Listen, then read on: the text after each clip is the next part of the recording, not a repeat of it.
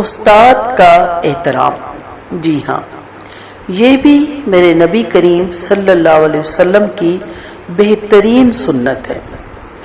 حضرت ابو ہریرہ رضی اللہ عنہ بیان کرتے ہیں کہ آپ صلی اللہ علیہ وسلم نے فرمایا، علم دین سیکھو اور علم دین کے لیے وقار اور سنجیدگی سیکھو، اور جس استاد نے تمہیں دین کا علم سکھایا اس کے سامنے ہمیشہ عاجزی اور انکساری اختیار کرو۔ ترمذی اور مشکات کی یہ حدیث ہے۔ لفظ استاد عربی میں بولے جانے والے لفظ معلم کا قائم مقام ہے۔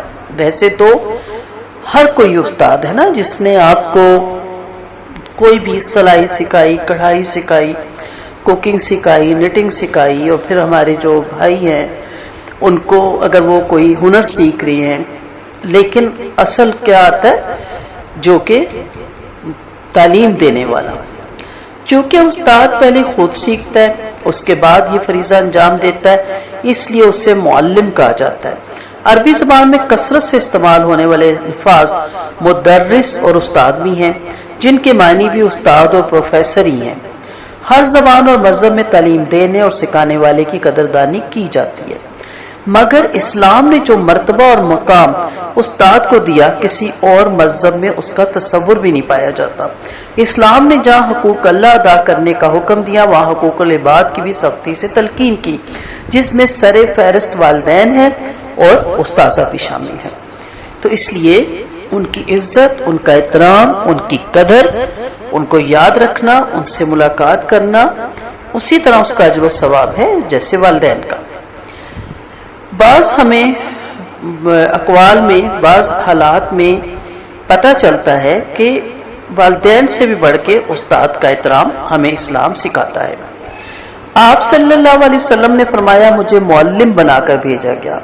آپ امت مسلمہ کے نبی اور رسول تو ہیں ہی، اس کے ساتھ ساتھ معلم بھی ہیں اور مربی بھی۔ اس سے اندازہ ہوتا ہے کہ استاد اور شاگرد کا رشتہ کتنا اہم ہے، یہاں تک کہ کڑی سے کڑی ملانے سے یہ سلسلہ اور تعلق آپ صلی اللہ علیہ وسلم سے جا ملتا ہے۔ یہی وجہ ہے کہ استاد کا مرتبہ اور مقام ایک معنی میں حقیقی والدین سے بھی بڑھ کر ہے۔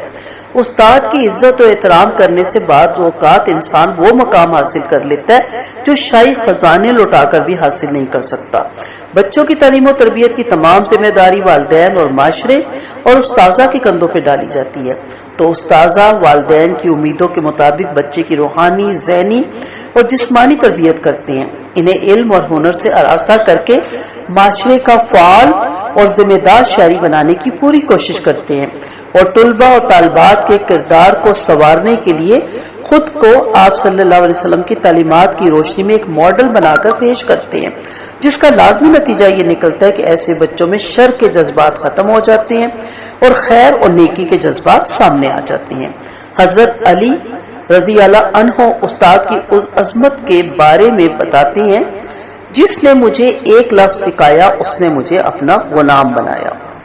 کتنا گہرا جملہ ہے، یعنی غلامی کس چیز کی ہے کہ اب مجھے ان کا احترام، ان کی عزت، ہر چیز میرے پہ واجب ہوگی۔ حضرت ابن وہب رحمۃ اللہ علیہ فرماتے ہیں، مجھے اپنے استاد امام مالک کے ادب سے جو ملا، علم سے وہ مجھے اتنا نہیں ملا۔ اس میں کچھ شک نہیں، استاذہ کی صحبت انسان کو باعمل عالم کے مرتبے پر فائز کر دیتی ہے۔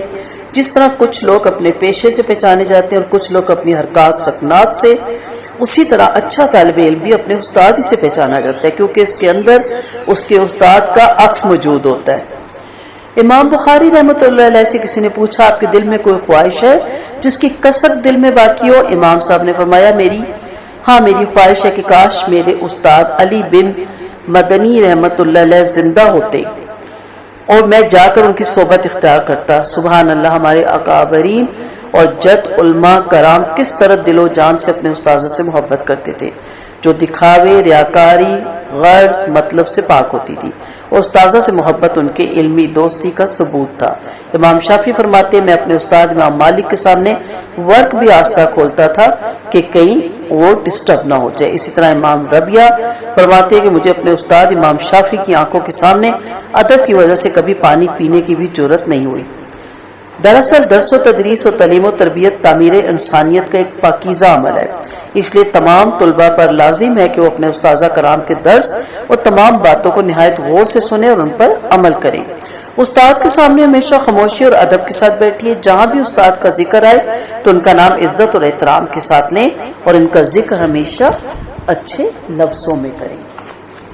استاد کے حق میں ہمیشہ دعائے خیر کریں۔ اگر استاد کے ساتھ چل رہے ہیں تو ان کے آگے نہ چلیں، استاد کو سلام کرنے میں پہل کریں۔ اگر استاد کی خدمت کرنے کا موقع ملے تو انکار اور کوتاہی نہ کریں، بلکہ استاد کی خدمت کرنا اپنے لیے اعزاز اور سعادت سمجھے۔ طالب علم کے لیے عجز و انکساری اور تواضع کرنا نہایت ضروری ہے، کیونکہ تواضع ہی سے رفت اور بلندی حاصل ہوتی ہے۔ اپنے استاد کے سامنے کسی قسم کی انانیت اور تکبر کا اظہار نہ کریں، بلکہ استاد کے سامنے ہر وقت عاجزی اور انکساری سے پیش آئیں۔ شاگرد کو چاہیے کہ دنیاوی معاملات میں مشغول کرنے والے تعلقات کو ختم کر دے، کیونکہ جب فکریں تقسیم ہو جاتی ہیں تو وہ حقائق کا ادراک نہیں کر سکتا۔ شاگرد پر لازم ہے کہ وہ اپنے آپ کو اس طرح استاد کے سپرد کر دے جس طرح مریض اپنے آپ کو طبیب کے حوالے کر دیتا ہے۔ یاد رکھیے گا، استاد کی رائے کے سامنے اپنی رائے کبھی نہ دیجیے، کیونکہ استاد کی غلطی بھی شاگرد کے لیے اس کی رائے کے مقابلے میں مفید ہے۔ استاد کے سامنے ادب سے بیٹھیے اور اس کے پاس ہاتھ سے اشارہ نہ کیجیے۔ استاد سے کثرت سوال سے بچیے اور نہ جواب دینے میں اس کی مدد کیجیے۔ استاد کے راز کو فاش نہ کریں، وہ بھی آخر انسان ہے، بشری تقاضے اس کے ساتھ ہیں، غلطی کا پہلو ہر وقت رہتا ہے۔ استاد کے سامنے کسی دوسرے کی غیبت نہ کریں۔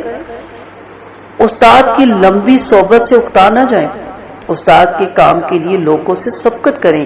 وہ ایک پھلدار درخت ہے، انتظار کیجیے کہ کب کوئی پھل آپ پہ گرتا ہے۔